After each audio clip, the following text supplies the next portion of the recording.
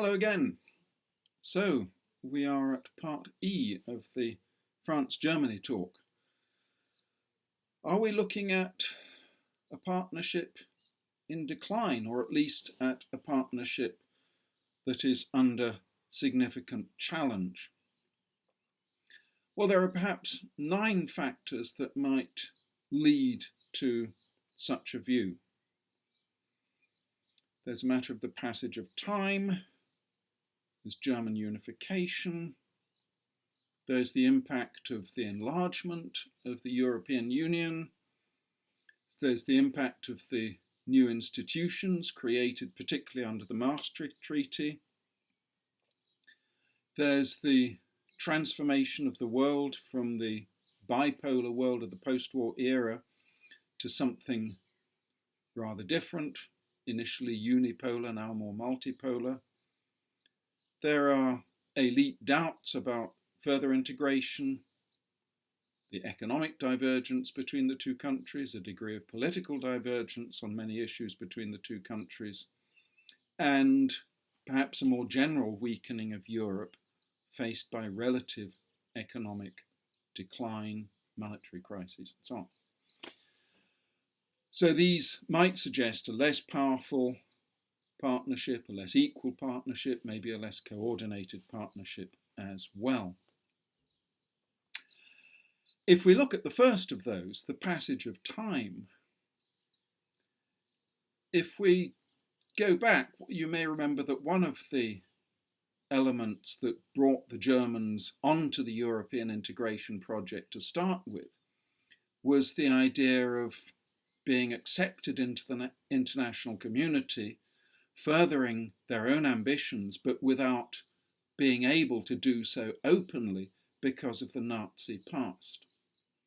Well, now, and I'm recording this on the 9th of May 2020, so just 75 years after the end of World War II, 3 generations have passed, therefore, since the end of the Nazi regime. And the passage of time makes it perhaps less and less necessary for the Germans to apologize for their past. Nobody in policy making in Germany now, or indeed for the past 30 years or so, has had anything remotely to do with Germany's Nazi past. Does Germany really require the European Union as a lever for national ambition, or can it simply assert its own national power in its own way without having to hide behind France or hide behind the EU? So that's the first point. The second point, closely related, is German unification. In population terms, the two countries, France and Germany, moved from approximate parity before 1989 to Germany being the larger partner by about 25%, over 80 million versus over 60 million. And Germany also became very much the largest European economy. And Germany, having regained sovereignty, was perhaps more ready to make its own preferences felt openly, even if it remains a reluctant hegemon. So that it doesn't look so much like a partnership of equals. E2, the impact of European enlargement. Enlargement has meant that with 25, then 27, then 28, now 27 member states again, the weight and power of the partnership has become rather smaller, about a third of the population, as we said, against over 60% in the original 6. And there are alternative partnerships, certainly none as strong as the Franco-German, but partners such as Poland and Spain, which are potentially more assertive than in the past. There's less deference on the part of other countries towards France and Germany. And both states have at various times canvassed complementary partnerships on various issues. Other member states, it has been said, will be more inclined to follow France and Germany if these are considered to have a superior political, social and economic performance. But this hasn't always been the case for Germany, and particularly for France more recently. E3 concerns the new institutions created notably by the Maastricht Treaty. Almost every treaty revision since 1986 has given a bit more power to the European Parliament. It means that the French and the Germans cannot expect to fix their preferences in the Council of Ministers and have those preferences carried through the Council of Ministers and automatically through the European Parliament. Leadership may work if the issue concerned is one-dimensional and simple single cleavage where the two are on opposite sides, but on a lot of issues today there are several dimensions. For example, the content of the issue and the level, Europe, nation, sub-European authorities at which it should be handled. And this means that Franco-German leadership can't so easily bring in the other states as it could under the model I talked of a while ago, where the union of opposites brings in everyone else under the big tent. So too, France and Germany can't necessarily block the Commission so readily where the Commission has been given clear legal competences, for example, on competition policy or on state aid to industry or on mergers, where the single European currency gives it significant treaty powers. So, more partners, more complex institutions, and then the end of the post-war bipolar world. And with it, the end of certain sort of ideological, if you like, motors for the European project. The notion of reconciliation has rather run out of steam. If you look at polls on European integration, the older generation tend to favour it most, whereas Franco-German reconciliation after the horrors of war is less present, or arguably it ought to still to be very present, but it's less present among younger generations. Then too, in the end of the post-war world, Germany is perhaps less dependent on the United States and thereby less inclined to search for new partners. Germany is certainly, as we've suggested, freer from the Nazi past. Hence the quotation from Schröder, which I've put into the plan that I sent you. The end of the post-war bipolar world also opened up the question about what to do about Eastern Europe, and the two countries came to rather different views on the matter. The French saw Eastern Europe as a challenge to the cohesion of the continent, and Mitterrand was rather slow to want the East European countries into the EU. For Germany, on the other hand, concerns about what was going to happen to Eastern Europe meant greater openness to enlargement than the French had envisaged.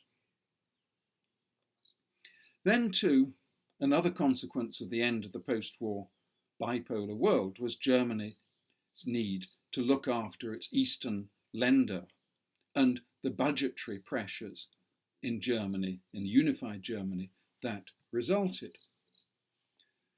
And that meant that the Germans, perhaps for the first time, became rather less ready to accept the very large contributions that they had made to EU spending before 1989.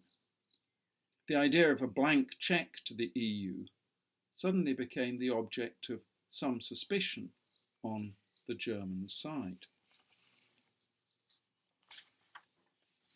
So, E5, a